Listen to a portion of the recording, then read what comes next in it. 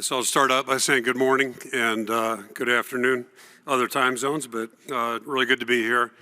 Certainly this is the best time for college football coaches. I think we're all, first and foremost, we're undefeated right now, and I think all of us are optimistic and excited to get going. And, every year in July, it's kind of the same thing. You start getting a little bit excited, a little bit anxious, and certainly you're eager to get going, but also anxious and a little bit nervous just because the amount of work that has to be accomplished. So, again, just a really good time of year. Just a couple things, on the larger scale. I think all of us right now are really, going through a period that's really been unprecedented.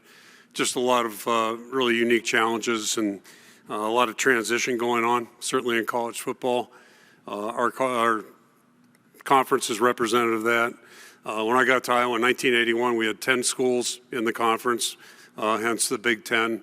And it reached from basically Iowa and Minnesota over to Columbus, got back there in 99, and that extended over to Penn State. They had joined the conference.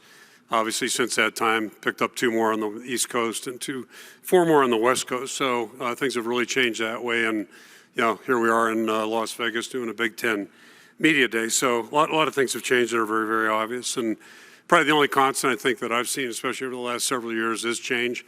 And to that point, you really have 2 choices. And the main thing is to try to embrace it and try to find a way to make it work and, stay true to who you are, but to also make it work and keep yourself in a competitive position. So it's been a very interesting period in college football, that's for sure. And just want to take this opportunity to thank Commissioner Petitti for all that he's done for the Big Ten, his work and efforts on everybody's behalf, and also on campus.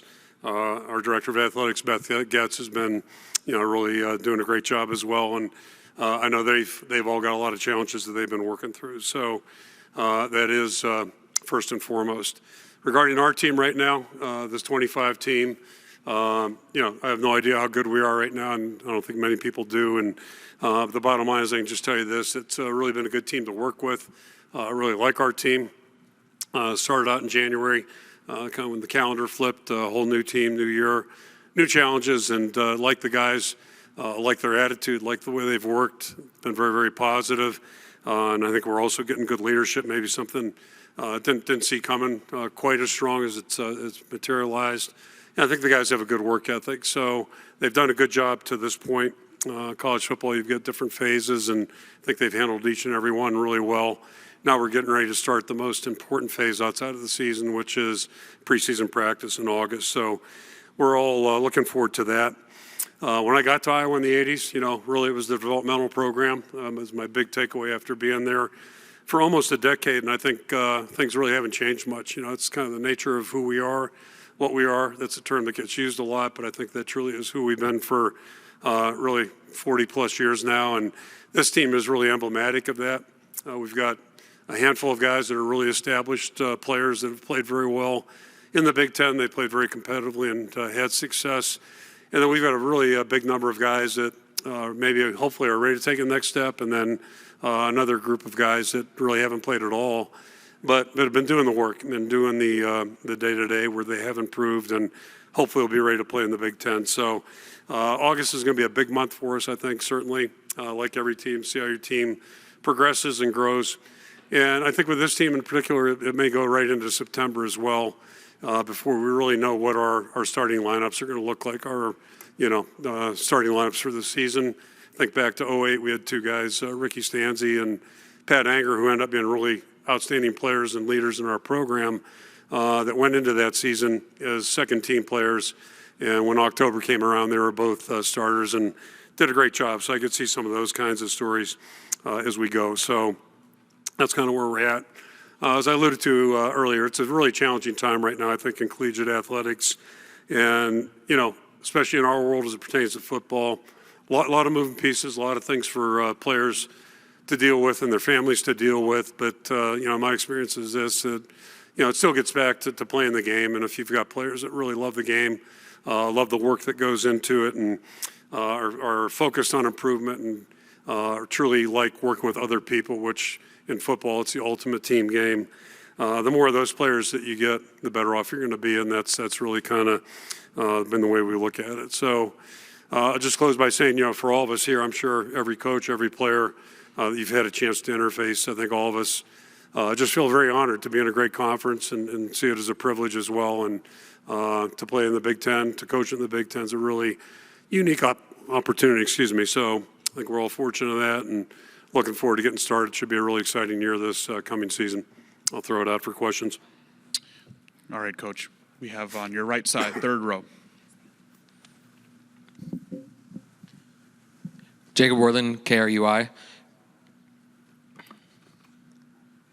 Coach Ferentz, with the House settlement setting the stage for direct revenue sharing, there's concern among some coaches about sustainability for the non-blue blood programs. From your perspective at Iowa, do you believe this model creates a long-term competitive imbalance, or is there still a path for developmental programs to succeed? Yeah, I think, I assume you're referring to the way the model stands right now. I think it's a positive step. What we've gone through the last couple of years is just, it's been tough to navigate, quite frankly. And the world we've been living in, I think would lead to what you're suggesting. I view this as a positive right now. Not everybody's maybe going to be able to get to that 20.5 number. But, there's always been some inequality in college athletics across the board. But everybody's got an opportunity to get to that number. And if we can keep it there and keep the NIL deals within reason and actually being justified, I think that'd be really healthy for our sport, because the way we've been going, I worry about the sustainability about that. And after spending 6 years in the National Football League, where contracts are contracts and where there are salary caps, there's minimums and maximums, to me that's the ultimate league. And I know we're not a professional operation, but hopefully we can find some balance there where everybody does have an opportunity to be successful, and it's just not a matter of has and have-nots. Coach, all the way on your far right. Radio. Coach, Ken Thompson, SportsX Radio here in Vegas. Twofold. Did you ever think you'd be in Iowa City for 27 years?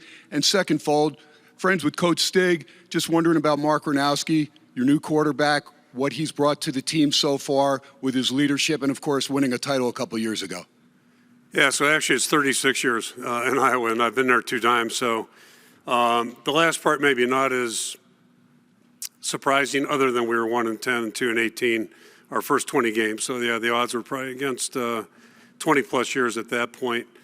But full disclosure, in 1981, I grew up in Pittsburgh, and Pittsburghers, at least I was fairly provincial in my thinking. I had to look on a map to find out where Iowa was.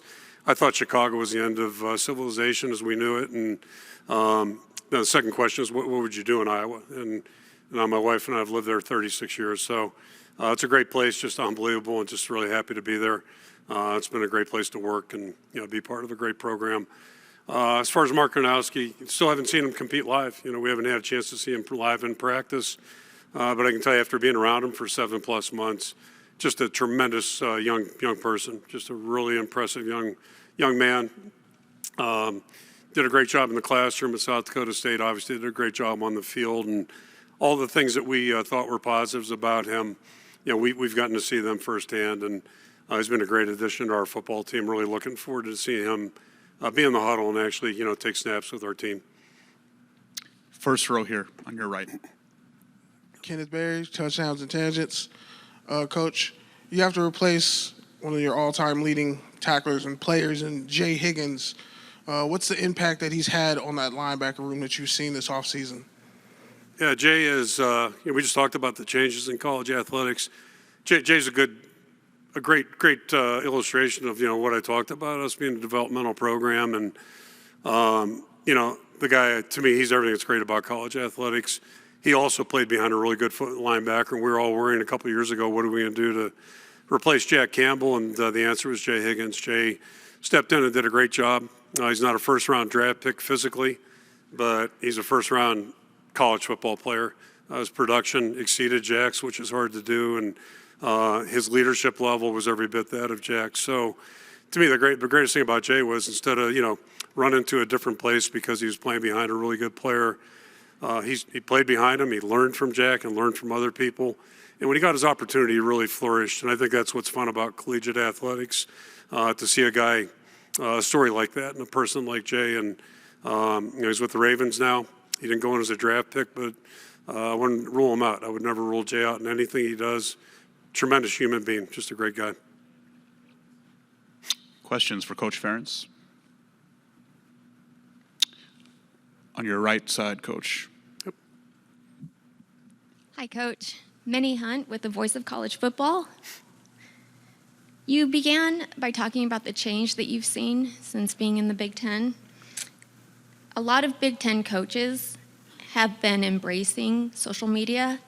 I just wanted to ask, how is Iowa utilizing it? We're utilizing it. I couldn't tell you how to get there, but we're utilizing it. We've got a couple of members of our staff here with us on this trip, and I have no interest or, really curiosity regarding it at all, but I do realize it's a big part of what we do, and it's a big part of life today. I get all that. Probably would describe it this way. When we started 20-some years ago, when we went in our staff room, there were X amount of people. That's probably grown by 2. And we got a lot of people on the outer wall now. And if you told me in 1999 we were going to have a social media department, I would have looked at you a little bit funny about that. But, it's part of the one more illustration of how things have changed. We've got, great people working on that. They're great young guys, and they're as invested in our program as anybody in the program. So I appreciate what they do, all of their efforts. And, it's just part of today's world. So, embrace it or not. Third row here, Coach, on your right. If you could just remember for your name and affiliation. Thank you. Kirk Tyler Tashman with the Des Moines Register. Was curious at quarterback beyond Mark, with Hank, Jeremy, Jackson. Do you expect those 3 to be kind of competing through the 2 through 4 spots at quarterback, or how do you feel like, at least entering fall camp, that quarterback competition kind of shakes out? Sure. And a couple thoughts on that. First of all, the last couple of years, if you track, which I know you do, you look at how that room in our offensive line has really been kind of the same journey, if you will. We've had a lot of injuries. Things happen that nobody could count on or anticipate coming. So I can't say enough about the way the guys have stepped in and done a great job. Last year we played with 3 quarterbacks, found a way to win 8 games and probably left some stuff out there. But 2 years ago, won 10 games, and that was not a strength. Probably playing with some guys that weren't ready to play at this level yet. So it's a credit to those guys that, went in there and allowed us to still have success and handling a tough circumstance. And I think we have an opportunity, hopefully this year, to put a guy out there. Maybe it's a little bit better equipped for it, has the experience, and that will help him meet the challenge. And the bigger picture, I think the whole room right now is really an upgrade from what we've had the last 2 years. So time will tell. We'll figure out as we go along how that's going to work. But every position's up for grabs right now. We would anticipate Mark being our starter. But if one of the other guys can beat him out, great. And then in a perfect world, if we're lucky, kind of like the Jay Higgins thing, hopefully somebody on our roster right now will be able to take it if Mark is our starter, which I'd anticipate. They'll be able to take the reins from him, or we'll have a healthy two-man competition a year from now. So in a perfect world, our guys are coming up from within. But that's a perfect world, and certainly the world's not perfect. But that's our plan. That's our hopes. Coach Ferentz, thank you so much for your time. Okay, thank you.